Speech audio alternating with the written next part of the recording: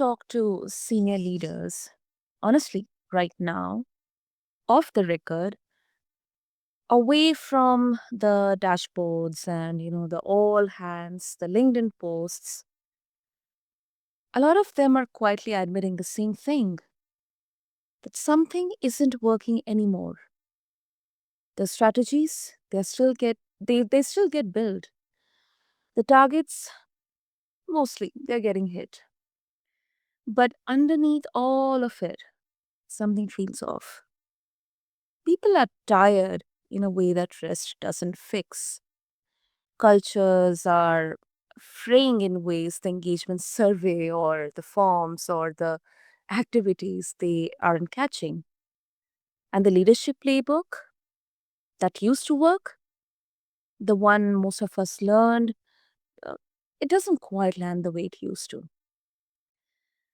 Today, we are going to focus on this exact gap, the space between what leaders are seeing in the boardroom and what they are actually carrying out of it.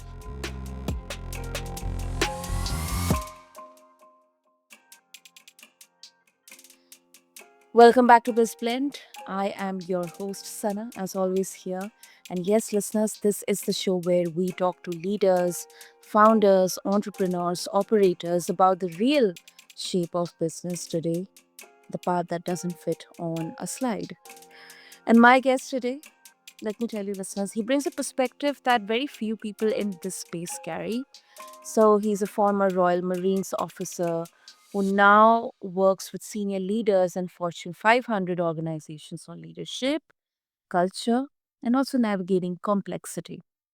He's also recently launched a new book called Rewilding the Corporate Mind, and he's here to talk about what leadership actually has to become as the ground shifts under us, culturally, technologically, and ethically as well. So, listeners, let's get started and let's welcome our guest, Thom Dennis. Thom, welcome to the show. Absolutely honored having you here.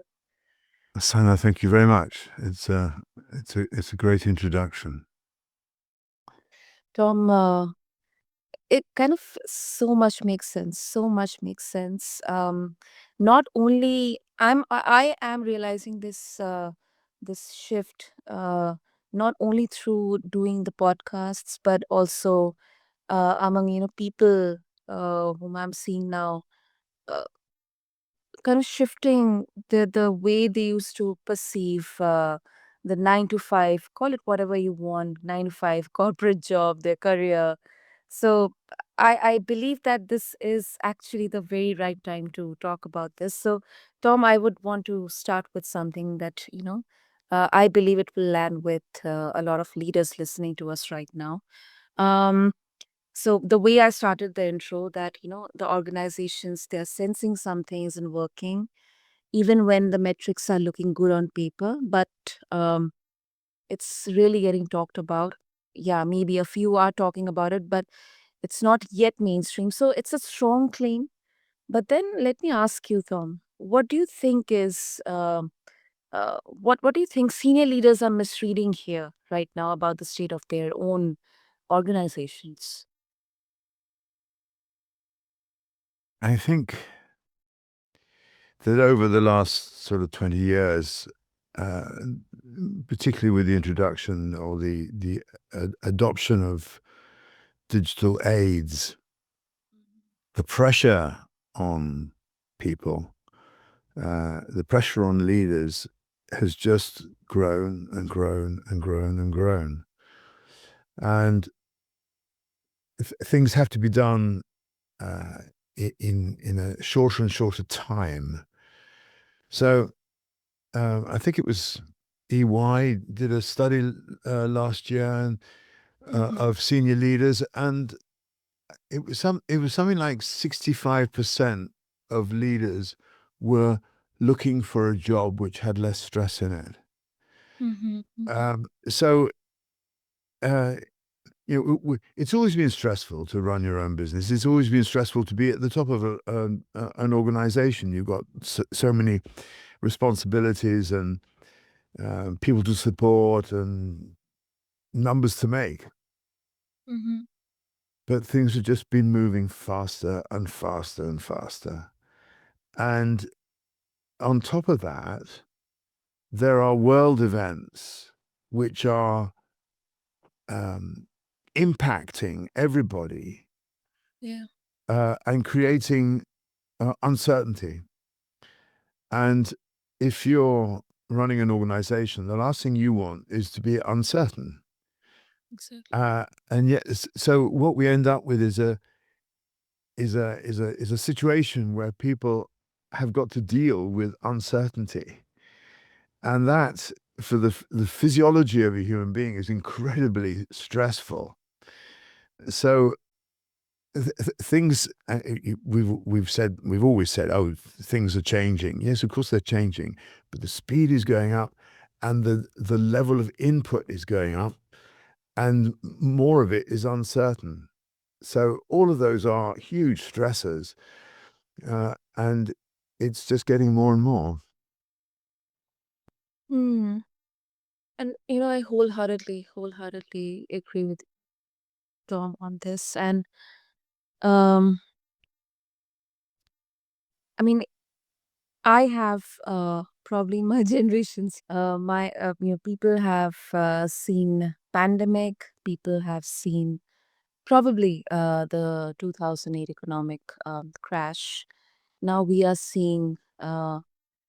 The degree of uncertainty has exponentially increased. And Tom, let me ask you, and this could be probably an off script question because that's what I'm thinking right now after listening to you.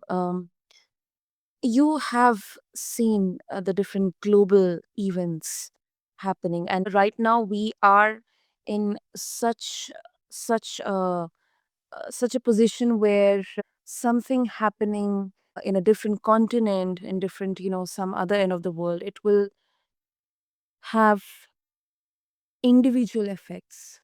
If you think that you are going to, you are untouched by this is not something that is happening right now. We are all getting affected by it in some or the other ways. How do you see it different, the current scenario, the AI? How different, or how is it same or different from what we saw probably in the dot-com boom and crash, and then the 2008 economic crash, or the pandemic itself? Hmm. I often used to say that I saw the pandemic as a rehearsal Okay. uh, for what comes next. Uh-huh. And I think uh, from where I sat, I could see that something was going to happen, but it was completely unclear on what it was. And then bang, the pandemic um, hit. And different Mhm. countries reacted in different ways, which was sort of a manifestation of the quality of the leadership, actually, at a country level in the way that they handled it. Uh, so if it was rehearsal, what comes next? And the answer again is I don't know, but uh, for sure something is coming. We have dare I say it, an extremely unstable person in the White House and an Yeah. administration that um, is very destructive, Yeah. and it is affecting the whole world pretty much. Uh, and so um, there's there's the uncertainty that comes from that, and um, the the the wars that are going on in the Middle East are not over. They're Yeah. going to become more complex, and unless things change in Israel, they may actually affect the whole world in ways which not many people are really envisaging. Um, so that's on a political scene, and then you've got all the individual um, uh, political situations in each country, and it's like it's a huge melting pot, and it's very, very uncertain.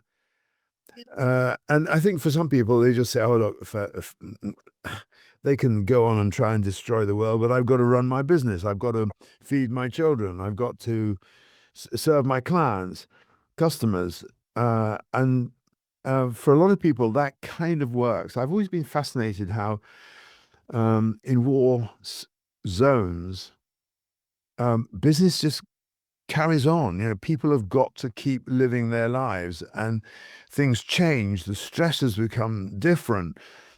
The challenges are enormous in some places in the world. I mean, just unbelievably hard.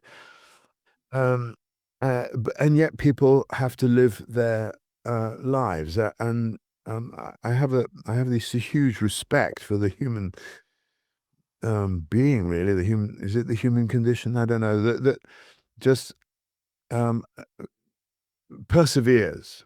Um, and that's not to say that the wars are creating trauma which is going to be lived out for generations, which is, I think, one of the saddest things about everything that's going on. Now, overlay on all of that AI Mhm. and the introduction of AI, and again, you have really an incredibly dysfunctional um, set of circumstances where Mm. people are developing AI uh, b- because I mean the speed and the push to get AI developed is driven by money, Mhm. and a huge fear under the money that we're going to get left behind. So we can't get left behind. Therefore, we've got to invest more and more money. We've got to get better and better at this, which is sort of leaching out into organizations. There's all these people climbing on the bandwagon and saying, "Oh, come and attend my AI course," and they're about 5 minutes ahead of the people who are attending the course in terms of their skills and development because things are moving so fast. And people in organizations are saying, "Oh my goodness, AI, I've got to adopt it because otherwise I'm going to get left behind."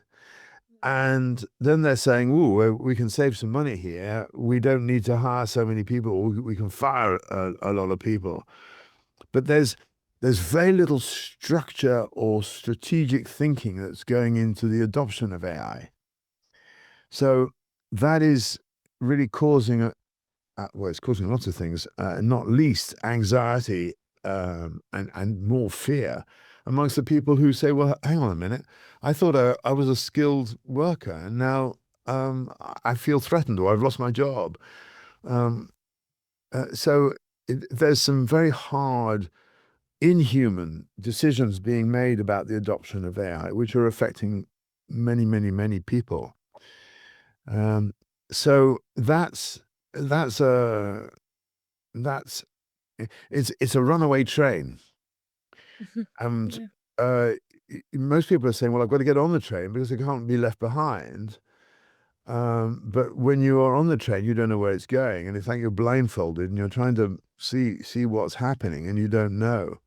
So it's all very scary, and that's not to say that AI doesn't have some superb applications, particularly with medicine and Mhm. things like that. But it's just out of control. I mean, the number of people are now setting themselves up as Claude uh, prompters. Uh, Yeah. uh, and, you know, Claude is coming out with new um, versions, you know, at Yep. breakneck speed. And yeah, it's changing the way we're looking at the world. And at the same time, it's kind of lobotomizing us. It's taking away our agency because if you are trying to work out something, you just go to Claude and say, or ChatGPT, but whatever, Mhm. and you say, oh, well, here's my problem. What's the answer? And it comes up probably with a much more sophisticated answer than you would have done yourself, but you didn't have to think about it. And I think there is already a kind of um, outcome or product of all of this situation, which is uh, um, it's a lack of agency.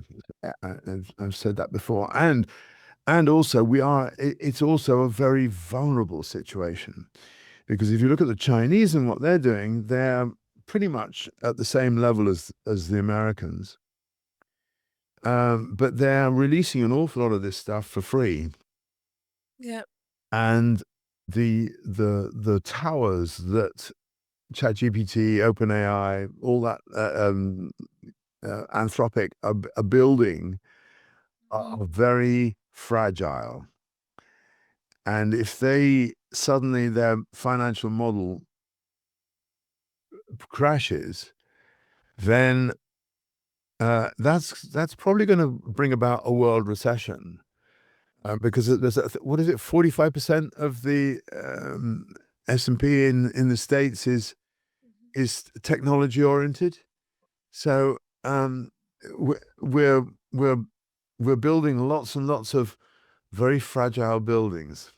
So I mean, all of that to say that the for me the key skill of leadership is self-awareness, is being aware of what's going on inside ourselves, so that we are not dependent on on external forces, because they are so uncertain.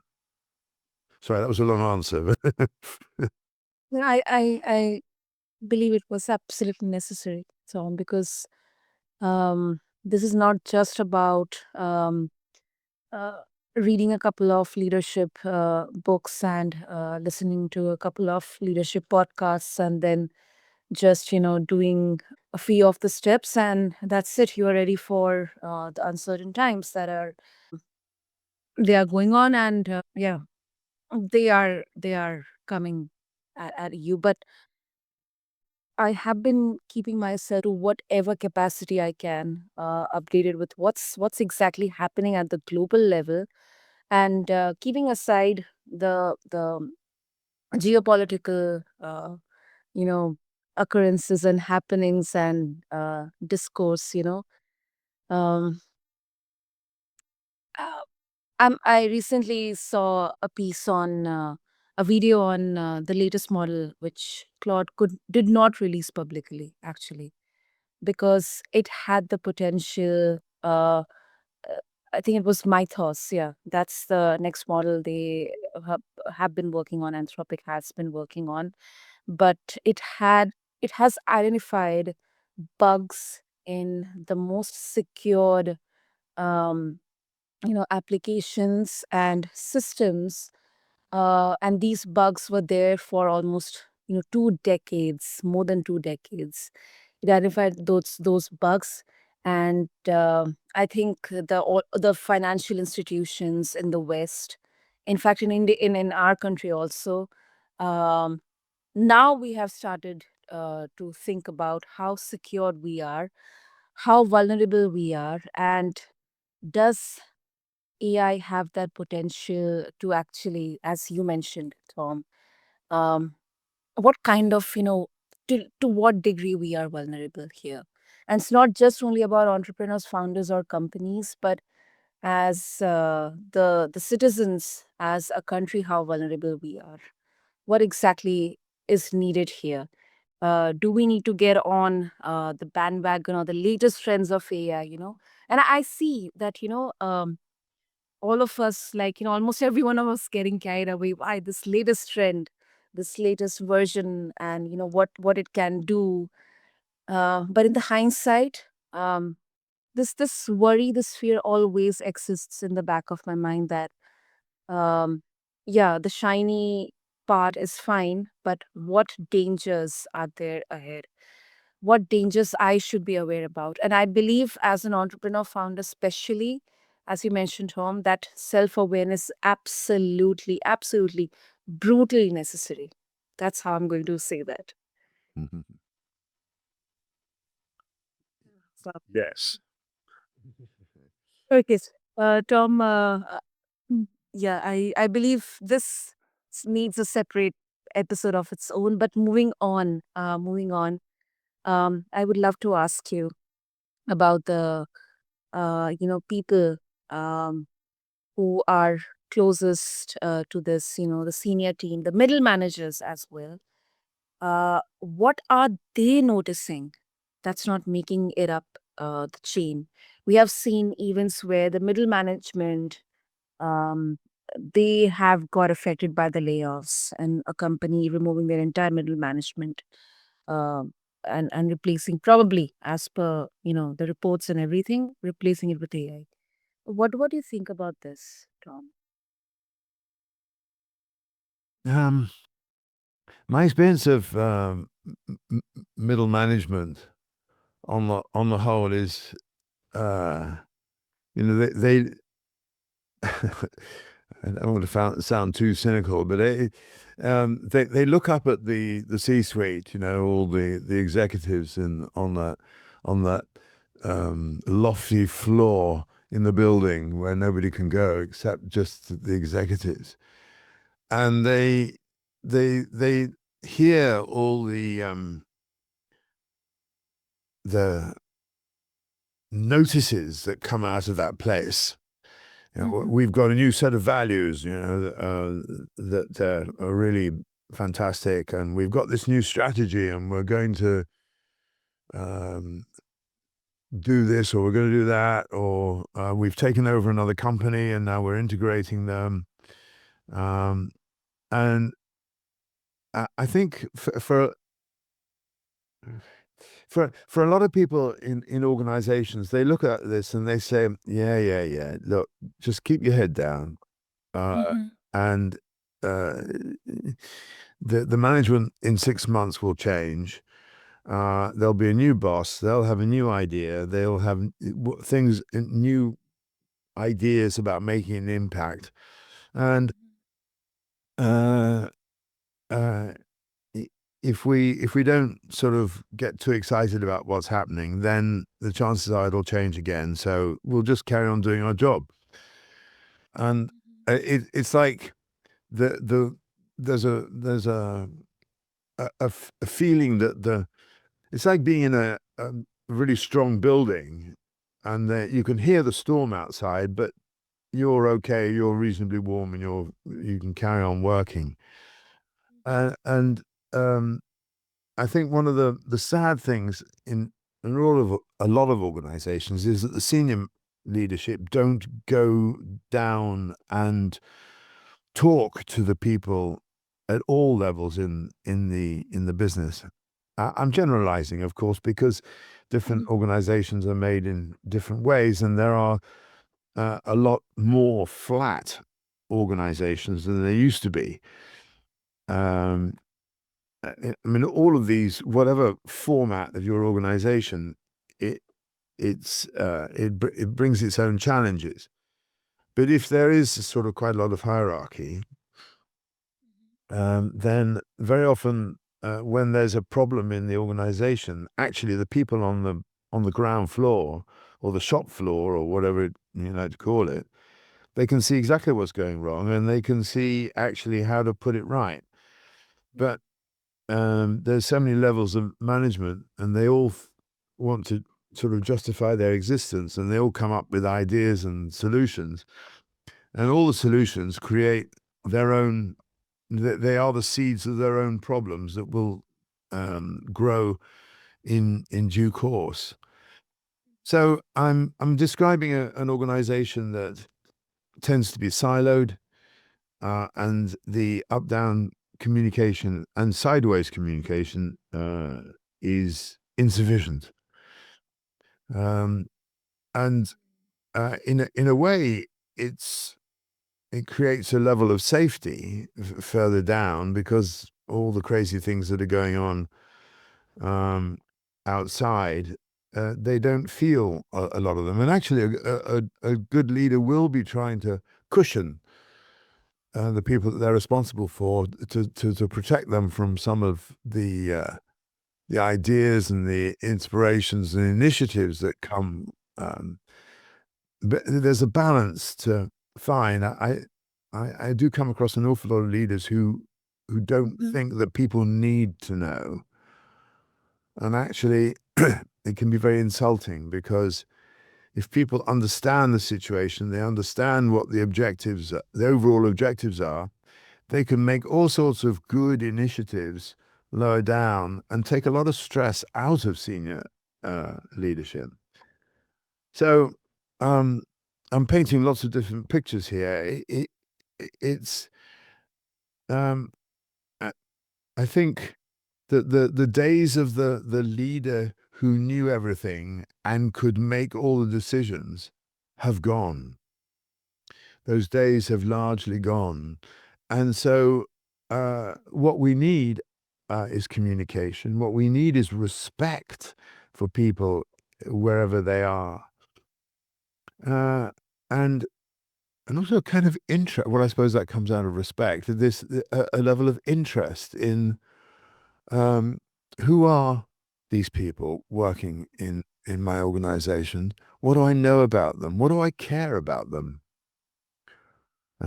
Sometimes when, particularly when an entrepreneur, it can be really hard not to see anything beyond all the chaos that's on your own desk.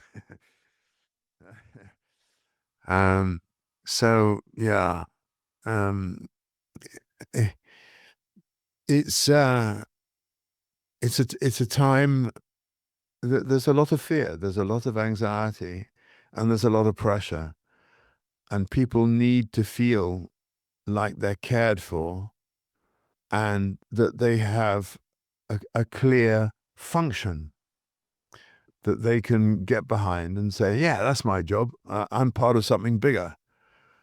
People are good. On they there's goodness in people, and I think as leaders we have to find that goodness and nurture it, encourage it. Um, yeah. And Tom, I relate to that at so many levels. Two things which I can share, add on to it. Not exactly adding on, but what I reflect back is, first of all, yes, we have kind of drifted apart from the actual, the real leadership in here. And I believe what you mentioned, communication, clarity, responsibility, heavy words. It's easier said than done. It's not easy when you are at that level. It is something which, not for the sake of performing it, or from the perspective of building your personal branding or perception, but actually practicing it, and then also preaching it. I think that is something which is going to be this rare mark of distinction between the good leaders and, yeah, unfortunately, the bad leaders.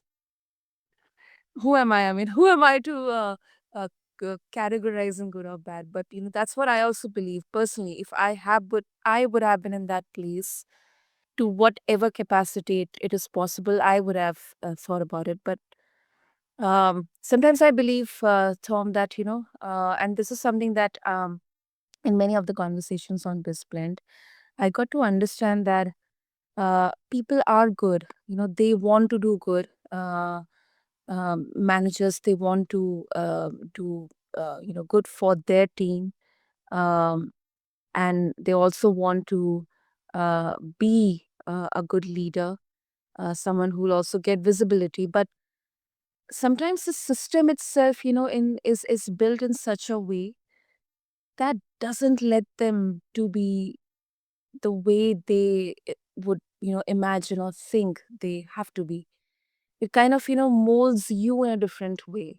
It's something like, if I want to get into, let's say, public service or politics, and I want to bring in the change. But when I get into that, the system is molding me in such a way that probably, out of the necessity or out of the circumstances, I get drifted apart from my ideals or my behaviors or my values. So true. So true.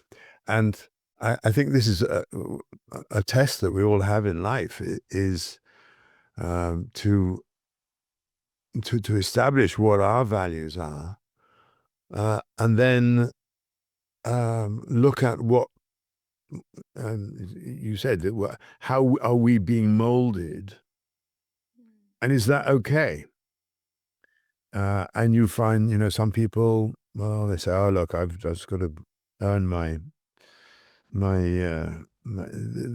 money. I've got to look after my family. I have responsibilities, and so that is the most important thing for me. And my personal values, I at work, I have to sacrifice. Some people will make that decision, and others will say no, no, no.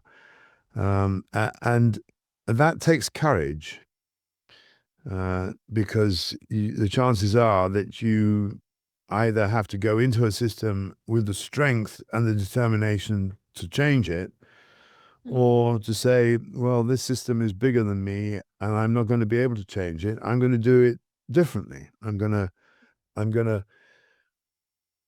live with my values and I'll do something different. And I guess that, yeah, it's a fundamental challenge of life.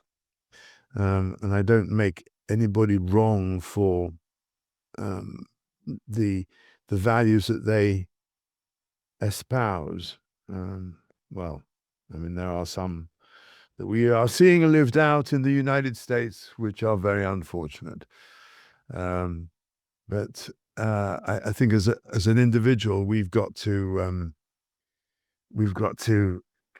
uh, yeah. Again, it comes back to self awareness. What is um, What what am I here for?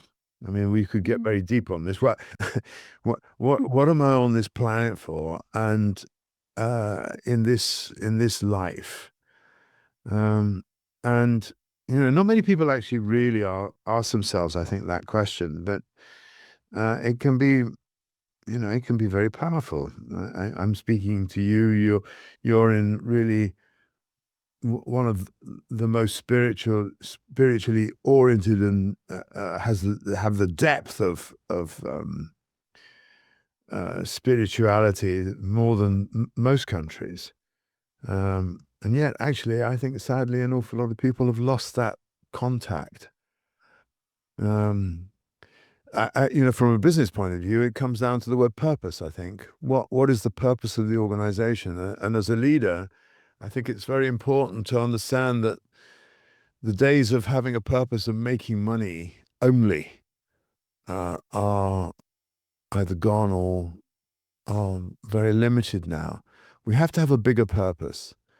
And that's why people will follow you, is if they feel that you have a belief in something that's greater than the base, if you like. And as a leader, you're then sort of in that question of, do my values align with my purpose? If they do, you're likely to be very successful.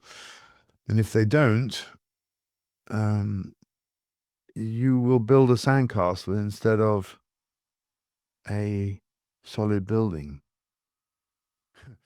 We're getting very philosophical now. Yeah, that's why our listeners are also wondering. No, but I believe it's necessary. It's absolutely necessary. And before we wrap up, Tom, for the leader listening right now, um, who feels behind on this, but let me also tell to that leader that there's always a way out. And I also sometimes feel that the onus is on us. The onus is on us as an individual. Um, because honestly, that's somehow it's brutal, it's harsh. That's the harsh reality, that we only have to take back our agency, take back our control, take back the charge. And for that leader, Tom, who is trying to make sense of where to even start, what would you say to them? I would say the answer lies within you. I would say if you don't, I would experiment with meditation. I would your wisdom is within you, your peace is within you. And if we look outside for these things, we'll never quite find them. So uh, I think I remember seeing a lady. I think it was at Charles de Gaulle, the airport in Paris, and you know what airports are like, and when there's a whole load of cancellations for some, I don't know what, strike or whatever it was, the place was chaotic. And I remember seeing this woman who was just sitting there, cross-legged, meditating. And it's like she exuded this peace that didn't go very far because there was just so much chaos around her. But it was like it was very attractive, and it really made an impression on me. With all the craziness going on, we can find our inner peace, and from that place we can make good decisions for ourselves, good decisions for the people that uh, we're responsible for. Take the time to give yourself the space to just be. Yeah, I'm I think my book is about rewilding. It's about going back to nature. It's about um, getting a sense of um, uh, listening to what nature says. Nature's had 3.8 billion years to work out how to do things. We haven't been around very long in comparison. So I think we ignore nature at our cost, at our expense. Yeah. And one way to be more in touch is just to go inside and allow some silence in there. Uh, and it's amazing what I remember driving up a motorway once, and I left in a rush, as you do, and I'm always a bit disorganized. And I remembered when I was about 5 miles out that the thing that I needed for the meeting I was going to was sitting on my desk. And I remembered that there was this tiny voice inside me saying, "Don't forget to pick up the book." And uh, I was driving along and I shouted, "You've got to speak louder," to my inner voice. But actually, what I really needed to say was I needed to shut up and allow myself to hear my own wisdom. And I would have remembered the book then. Yeah.